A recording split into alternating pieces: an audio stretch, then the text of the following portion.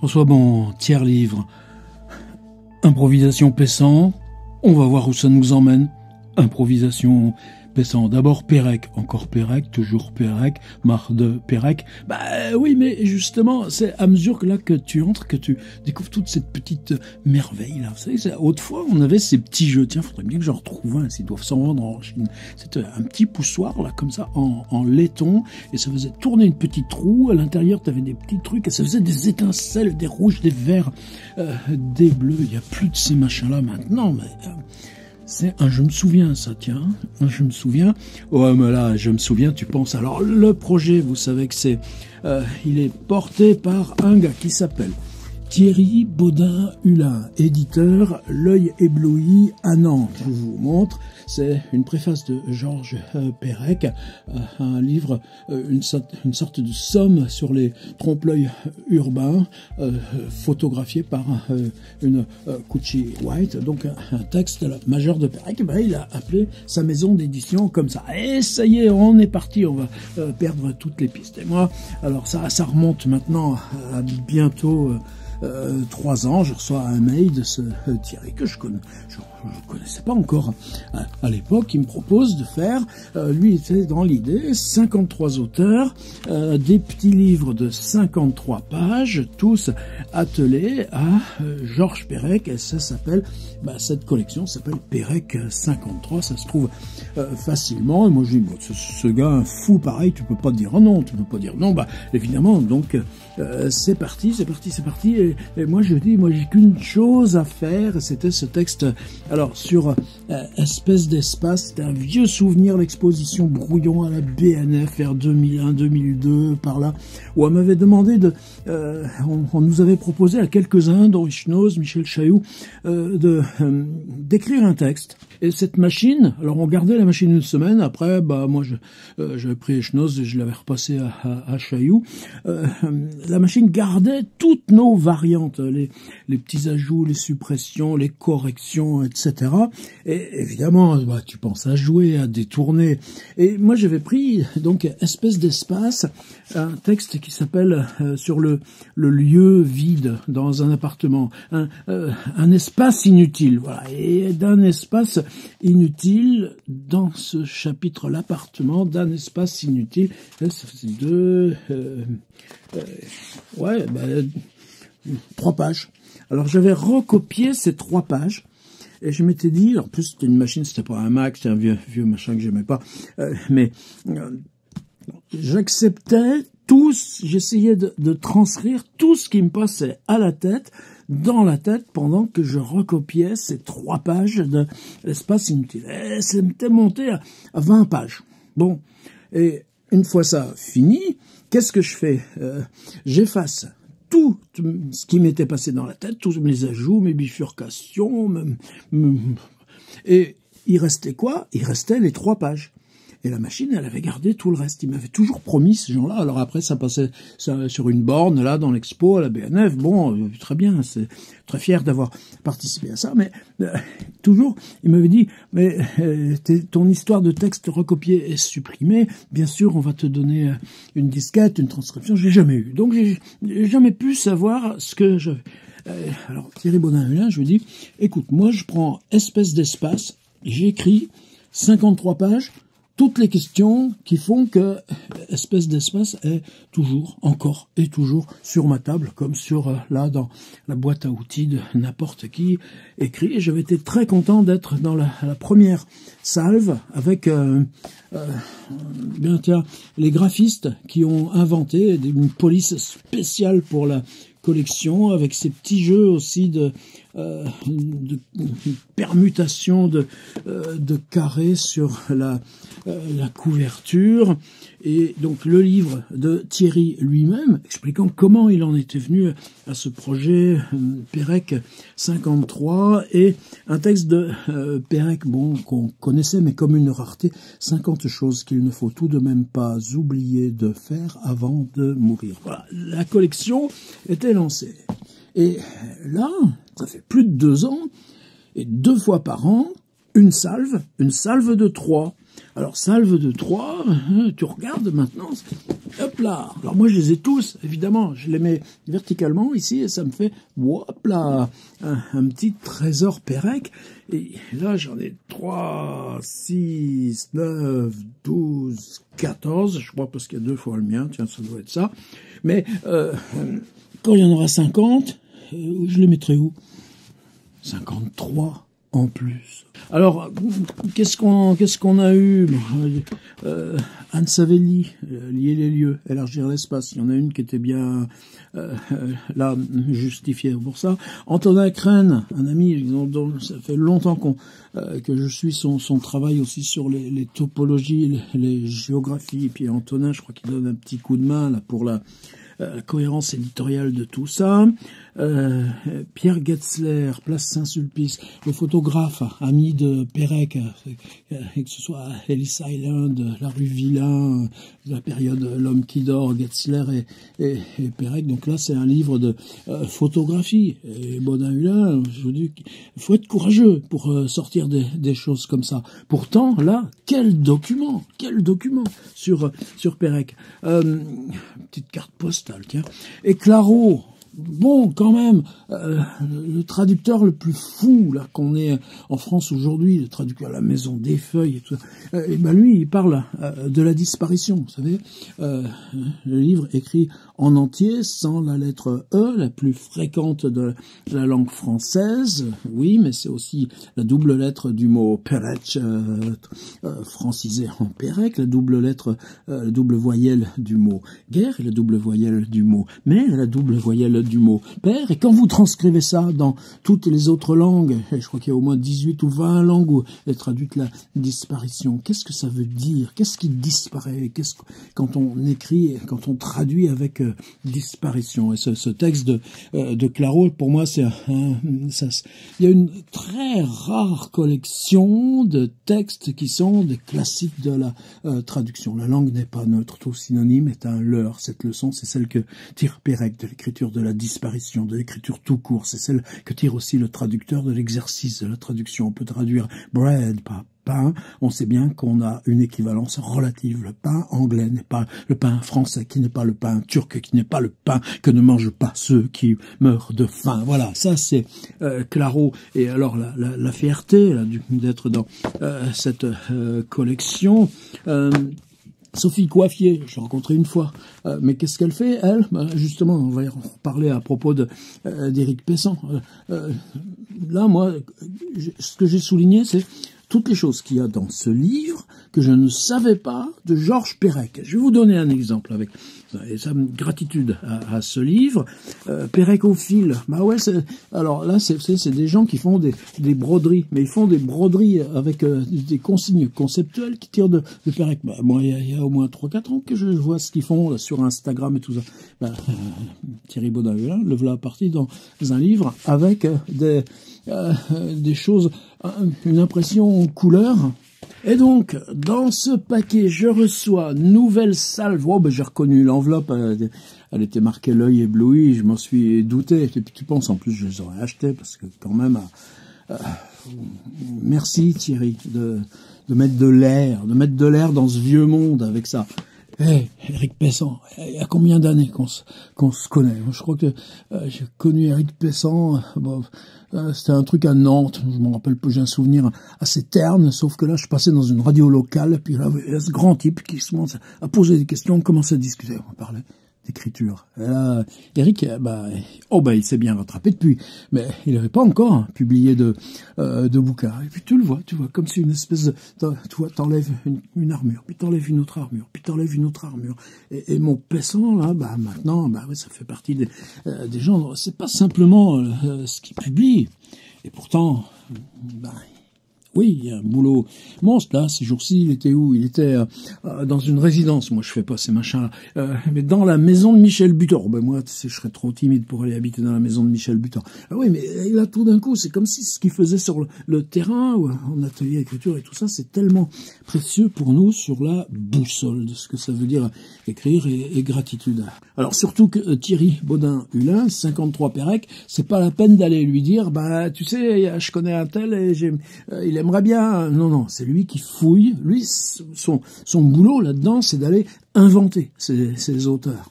Alors, évidemment, je savais que Eric, de toute façon, il connaissait même Thierry bien avant, ce qui facilite pas forcément le choix, mais je ne savais rien. Il allait faire quoi, Pessan? Il allait se planter, Pessan.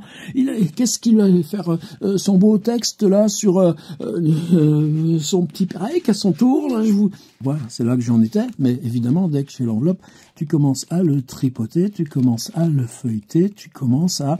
Et là, il y a un texte qui est une fiction. Je l'ai pas encore totalement lu. Mais ce que j'ai commencé par lire, c'est, évidemment, souvent, je commence par la fin.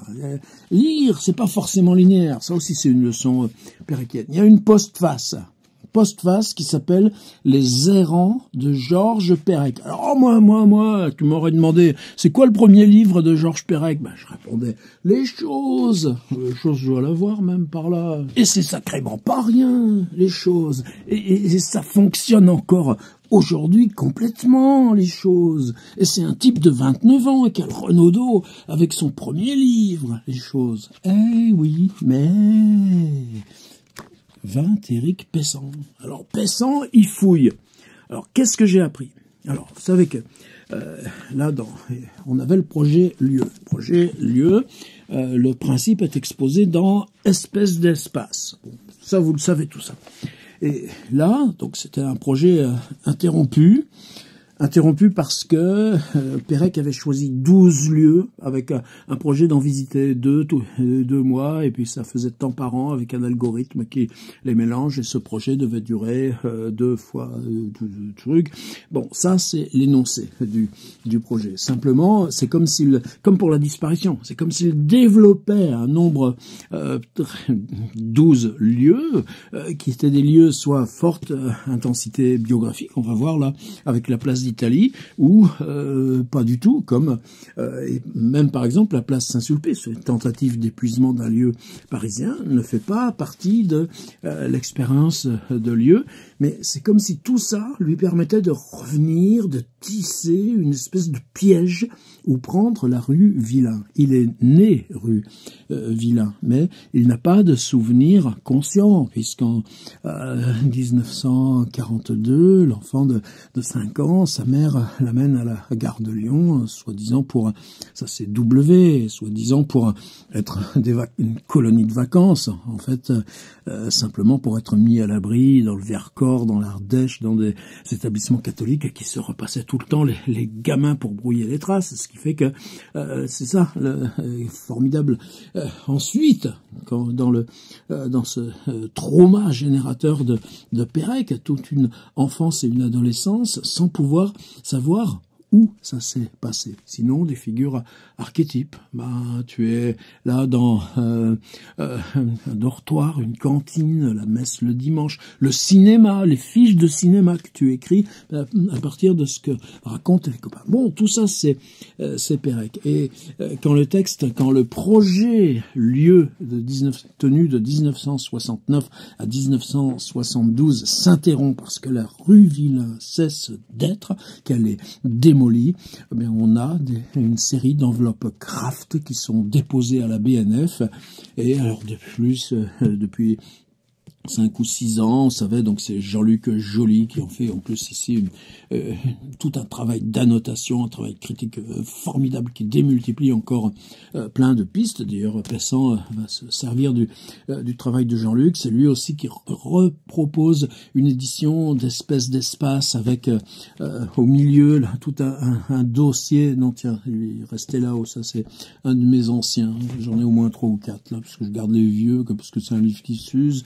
Ouais, forcément, c'est un livre dont tu te sers. Je me souviens de la pile Vondaire. Donc, un nouvelle espèce d'espace avec au milieu un cahier de fac similé. Et puis, des histoires avec l'arrière-petite-nièce, des sombres histoires, comme toujours, là, de droit, de machin.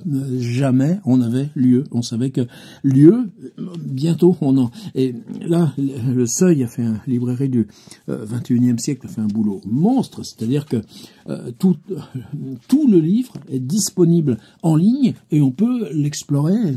Allez sur, faites Seuil, Pérec, lieu, et vous allez, bien sûr vous l'avez chez vous quand même, mais est-ce qu'on peut lire un livre comme ça, linéairement? Moi, tu vois, j'en ai là, tout plein de petits post-it, parce que pareil, j'en fais des lectures, parce que je suis tel truc, mais tu m'aurais dit Pérec, Italie. Ah bah ouais, je t'aurais dit, dans lieu, il y a une série parfaitement algorithmique où tu as lieu réel, c'est-à-dire revenir place d'Italie, se prendre la rue où tu avais ta piole, ton appartement, et puis faire là toujours les mêmes consignes, les mêmes exercices. Réel 3, réel 4, réel 5, Juno, réel 2, et tu as l'autre partie, c'est souvenir, Italie, souvenir 1, Italie, souvenir 2, Italie, souvenir 3, et ça se passe de 1969 à 1972. Et par exemple, là, alors j'ai mis là encore des petits post-it, mais ça c'est parce que depuis ce matin, là, je suis dans le livre d'Éric Pessan, 17, on est page 123 du livre, 17, Italie, souvenir 1, souvenir numéro 1, septembre 1969, et c'est écrit par contre à Carros le mercredi 17 septembre, 15h, c'est la machine, mais est-ce que ces 3 pages là sur Italie, je les avais lues, alors que lieu, c'est un livre comme La vie mode d'emploi, là, que j'ai toujours à portée immédiate demain? Bah non. Alors qu'est-ce qu'il a trouvé, Pessan, là-dedans? Voilà, je vous le lis tout de suite. Alors, Éric Pessan, collection Pérec 53, demain je serai mort. Ah, bon, de toute façon tu vas pas le jouer en vrai, hein, c'est un livre. Hein. Allons-y. Il parle d'un nommé Michel. Michel avait une année d'avance sur moi, n'ayant redoublé aucune classe, il faisait du droit, il avait une chambre dans une maison d'étudiants, boulevard Blanqui, surtout réservé à des étudiants algériens. Boulevard Blanqui, près de la place d'Italie. Mes principaux souvenirs d'Italie sont liés à cette chambre. Cette chambre était minuscule, on la chauffait avec un poêle à but à gaz qui dégageait une odeur très incommodante. J'ai revu plus tard un poêle de même nature se déplaçant sur roulette, mais je ne me souviens plus très bien où, peut-être chez Duve, rue de la Glacière, ou alors dans la chambre qu'il nous prêtait un soir à Carthage, la première année de notre séjour. Enfin, la machine Pérec, tu la reconnais, ou bien chez Henri Lefebvre à Navarangue, c'est Philippe qui préparait une école, etc., etc., etc. Et là, on arrive. Plus tard, Michel Rigoux quitta cette chambre, laissant la malle à un de ses voisins, un Algérien, dont j'ai oublié le nom, peut-être Rachid. Nour devait être à l'époque en Amérique ou encore à Lidec, où après des années d'errance, il se mettait enfin à travailler un peu. En tout cas, il ne récupéra pas la malle ni son contenu. C'est là, et là, et là. Après, t'es presque jaloux. Ah, mais Pessan, tu pouvais pas nous dire là, et puis moi je te l'aurais fait le truc. Bah, moi c'est pas comme ça que ça marche, tu comprends. C'est dans cette chambre du boulevard Blanqui que j'écrivis une partie et tapais à la machine sans doute la totalité de mon premier roman, Les Errants. Ce devait être au cours de l'hiver 55-56. Je faisais de l'histoire en Sorbonne. Le premier texte qui allait s'incorporer aux errants avait été écrit sur une plage de Cornouailles, à Roques ou non loin. Et là, évidemment, tu t'en rappelles. Ah ouais, parce que les chambres retrouvées, Pérec, c'est où? C'est dans Pensée classée. Mon Pensée classée, le voici. Je dois en avoir un deuxième là-haut parce que ça a été réédité. Par contre, comme c'est des textes exprès qui sont dans la galaxie d'espèces qui sont liés, mais qui ne peuvent pas intégrer l'intérieur d'espèces d'espace où on a juste le processus d'écriture, bah, par exemple, ils n'ont pas été repris dans le volume Pérec du Pléiade. Pour ça que moi je boycotte aussi le Pléiade, alors que Pensée classée et l'infraordinaire, pour moi c'est un texte totalement au centre là de notes brèves sur l'art et la manière de ranger ses livres. Et on a ce petit chapitre, 3 chambres retrouvées. Blévy, Enghien, Nivilliers, c'est pas celui-ci, donc c'est dans l'infraordinaire, mais où on a ces chambres des premiers séjours anglais de Pérec en Angleterre. Angleterre. Et là, ben, tu apprends que sur la plage, là, dans ce premier texte, au cours de l'été 1954, j'avais ensuite écrit quelques notules, etc. Il écrit un projet qui s'appelle Les Errants. Et quand il est dans cette chambre, en 1969, place d'Italie, donc bien avant les choses, il tape à la machine ce roman qui s'appelle Les Errants. Oui, mais, deuxième occurrence. Et là, Jean-Luc Joly a fait tout le travail critique de repérage. On est, alors, texte numéro 95 de lieu, page 360 cette fois, Italie, souvenir 4, lieu décembre, souvenir de la place d'Italie, écrit le 8 décembre vers 11h, avenue de Ségur. Ouais, vous n'avez pas mis le nez dans le lieu encore, mettez la main en sachant que de toute façon vous allez y passer le bras. Alors, je passe assez souvent dessous en métro, en revenant du labo, à peine en dessous d'ailleurs, puisque le métro est aérien jusqu'avant, jusqu'à National et juste après, Corvisart. La place d'Italie est désormais liée pour moi à Devigno. Tiens, celui-là, je l'ai connu en vrai. Et voilà, deuxième passage. Le temps de la maison des étudiants du boulevard Blanqui est loin, devenu presque irréel. J'ai vécu quelque temps dans la chambre de Michel Rigou. Donc retour à ce souvenir, mais vous voyez qu'il n'essaye pas de... Bon, c'est un texte qui vaut en lui-même, c'est pas une suite. Je ne sais même plus s'il faisait des études de maths ou de médecine. Il avait une amie allemande qui s'appelait Gundrude et m'a présenté sa sœur. Moi j'avais trop bu, alors il y a des histoires, il y a toutes ces histoires d'amour, de machin, de nuit. Bon, pour ça aussi que moi je vais pas trop fouiller là-dedans parce que j'aime pas trop ça. J'ai écrit là-bas mon premier roman, Les Errants, à la suite d'une histoire malheureuse avec Marie-Claire, rebaptisée Leila. Alors c'est cette Marie-Claire là dont on a tout le détail là dans le premier passage. Mes personnages étaient des musiciens de jazz américains, blancs. L'un d'eux s'appelait Doug Watkins. Je ne me souviens pas du nom du héros. Il disait « je », point d'interrogation. À la fin, ils allaient faire la révolution au Guatemala. Entre parenthèses, est-ce le Guatemala, point d'interrogation, la guerre de la United Fruit, et il mourait. Le jour où j'ai fini le roman, nous sommes sortis, Michel, un ami algérien et moi, nous sommes allés dans un des 4 cinémas de l'avenue des Gobelins, devenus tous très chers, voire Mardi, ça saignera de Hugo Fregonese avec E.J. Robinson. Alors, Les Errants. C'est au cours de cet été que je commençais Les Errants. Je reviens là au premier passage, page 125. Je me souviens d'une photo. J'avais une barbe, informe et inculte. Je portais une veste saharienne en toile très légère qui datait de mon voyage en Israël en 52. J'allume une cigarette, assis au pied d'un arbre, sur mes genoux, quelques feuillets. Donc il y a une photo de Pérec avec sur ses genoux quelques feuillets de ce livre Les Errants. Et là, il reprend, donc ou du moins en amont là de ce qui est à page 360, il écrivait déjà « Les Errants racontent l'histoire de 4 musiciens blancs qui traînent à travers le monde et finissent par mourir au Guatemala, aux côtés du colonel Arbenz. Il y a une trompette, un saxo, un batteur, un bassiste. L'un d'eux s'appelle Doug Watkins, ce qui est précisément le vrai nom d'un bassiste, d'ailleurs excellent. Les termes techniques venaient de Jacques Lederer, tempo, riff, chorus, hi-hat, etc. Chacun se laissait aller à la musique en rêvant de ce qui le torturait. L'un d'eux d'une femme, Gloria, transposition de Leila, la nuit, surnom tunisien de ce qu'on donnait à Marie-Claire, qui est aussi, etc.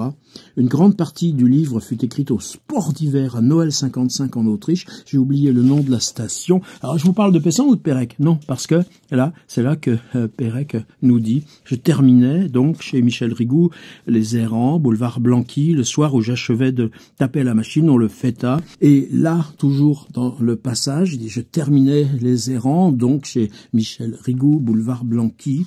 J'avais lu la première page des Errants à la sévrienne amie de Marie-Claire, toujours. Elle le trouva médiocre, car sans surprise, Les Errants commençaient par « Demain, je serai mort ». Puis le héros se rappelait que dans son enfance, quand il habitait au début... Et voilà, maintenant, fini Pérec.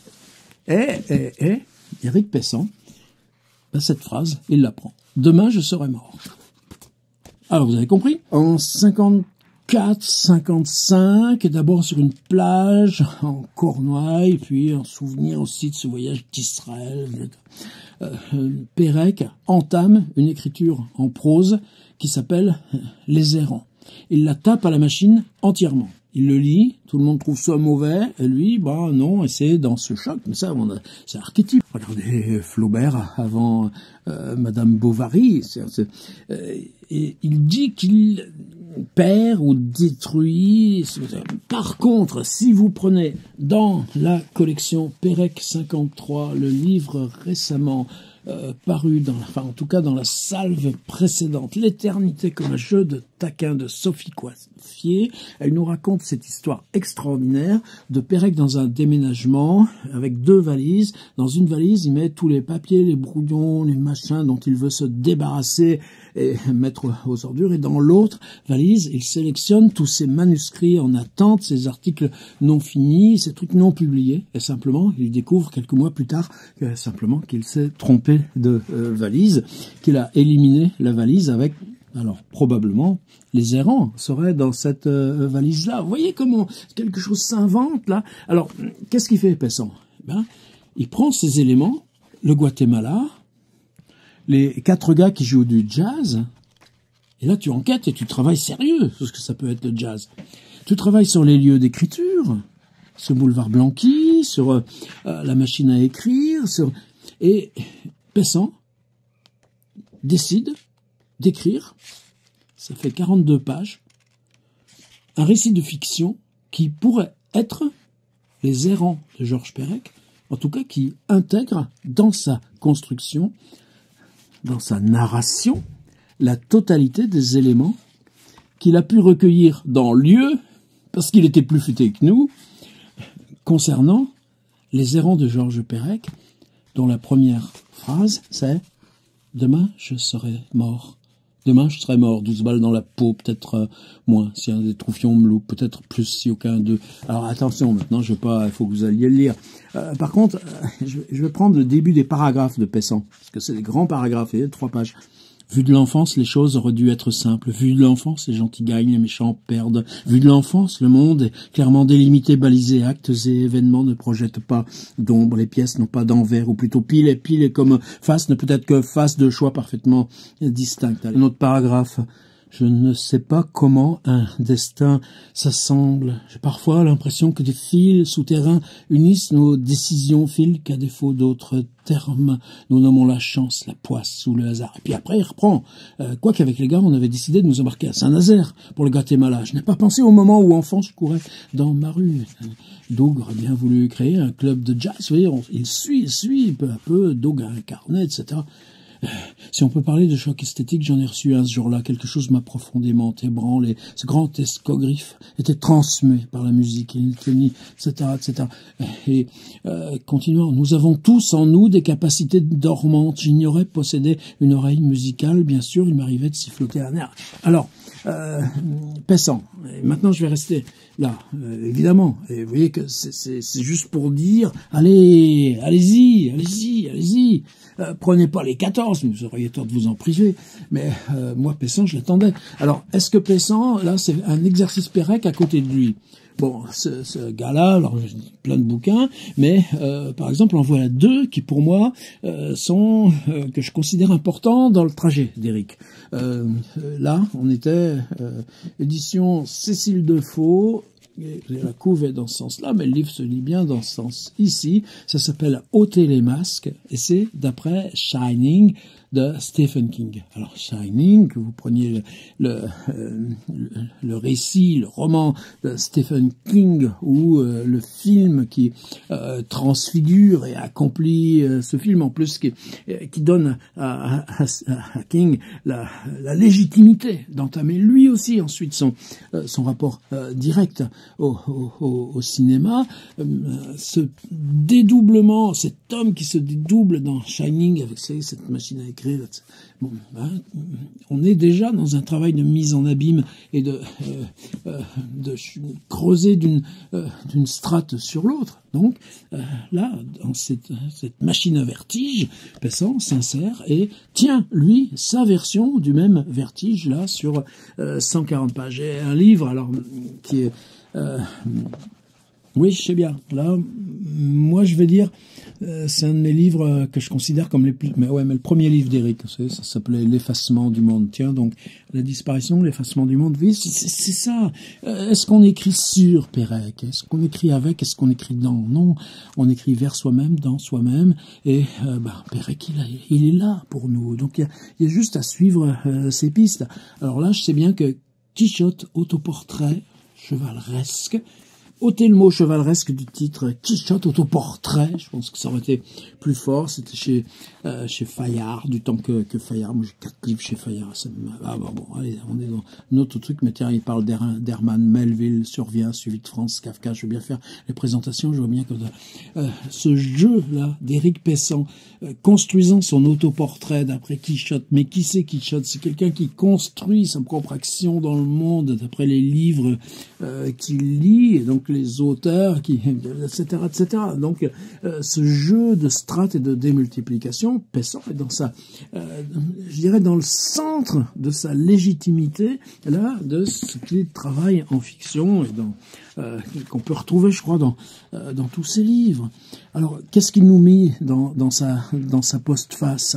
Alors, évidemment, il ne faut pas que j'en dise trop, parce que sinon, après, les copains, là, Thierry Baudin-Hulin, et puis, bon, pas Eric, c'est pas la question, mais, attends, non, dis trop. Alors, demain je serai mort est la seule phrase connue du roman Les Errants que Georges Perec a écrit, puis dactylographié entre l'été 1954 et l'automne 1956. Premier roman dont il décrit en quelques lignes la trame dans ses cahiers. Note intégrée plus tard à un monumental projet inachevé, lieu, Le Seuil, 2022.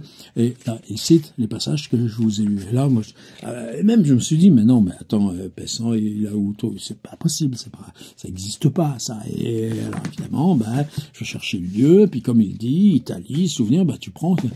Merde, c'était ça, c'était là.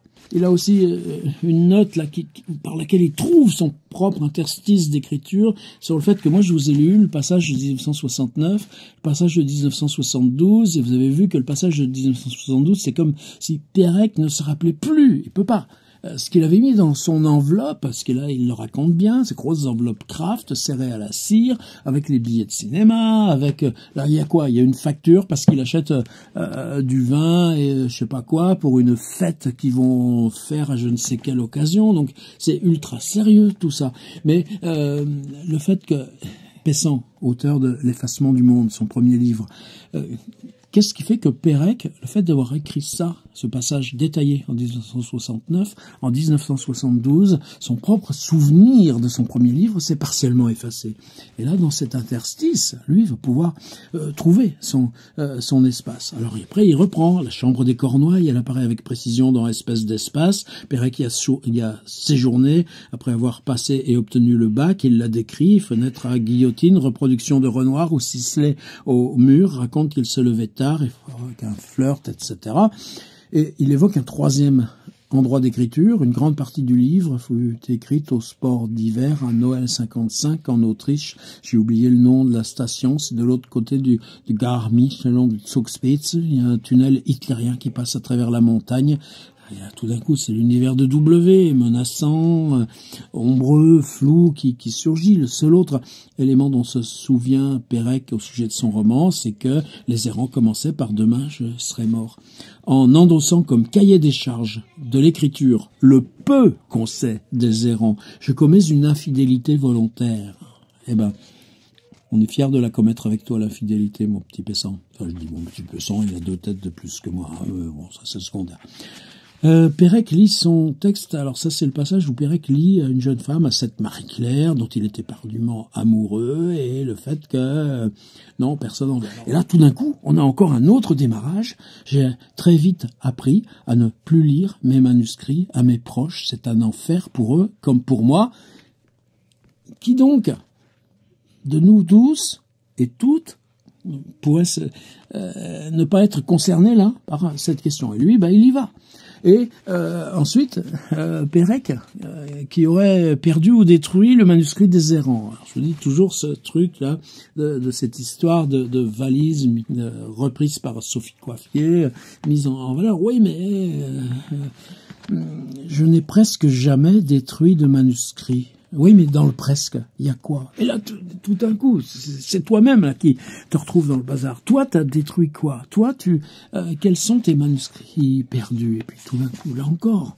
Alors c'est juste 2 pages dans sa postface, mais tu vois le lien, tu vois comment cette écriture-là, sur le moment même de l'écriture, ou bien son histoire de Shining ou de Don Quichotte, sur ces espèces de strates de soi-même où on se retourne pour lancer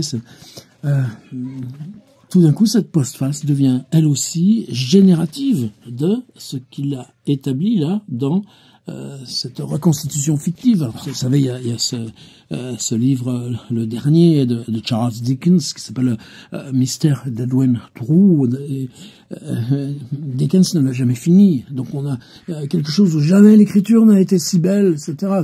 C'est le contraire de Les Errants de Perec, qui était une première écriture. Mais combien d'auteurs se sont lancés à écrire une fiction qui serait ce qu'aurait écrit Dickens s'il avait pu faire autre chose qu'un début du Mystère d'Edwin Drood. Mais ce début qui est lancé est soulevé et avalé par la mort de Dickens, évidemment. Alors, tu peux pas remplacer ça. Et ça, toujours, là, quand tu joues avec les codes du jazz, des gars du Guatemala, de cette première écriture, de la maladresse, de la machine à écrire, mais justement, c'est ça qui démultiplie, c'est-à-dire le hors-champ de cette fiction produite par Éric Pesson. Évidemment, c'est ça, qui nous lie, qui fait, je pense, le Sullivan Jamieson.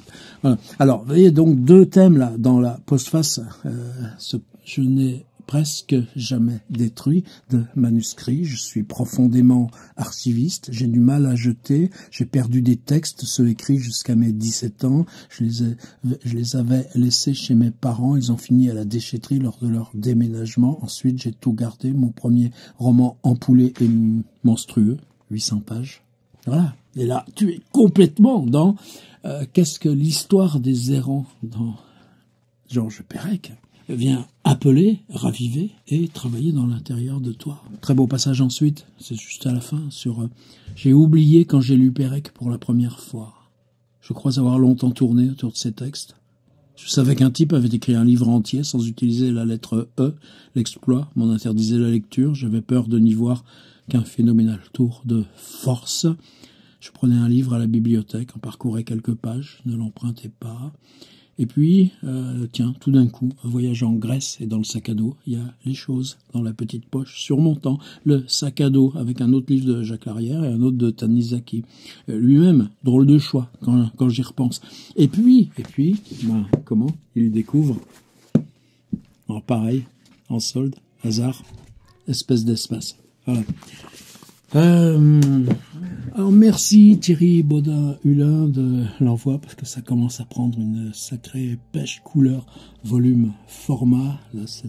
Là, c'est 12 ou 14 bouquins, je sais plus, je compte plus. Et là, moi, aujourd'hui, peut-être un merci spécial à Éric Pessan pour avoir été fait que j'ai passé la journée encore à découvrir dans lieu des grottes que je ne connaissais pas.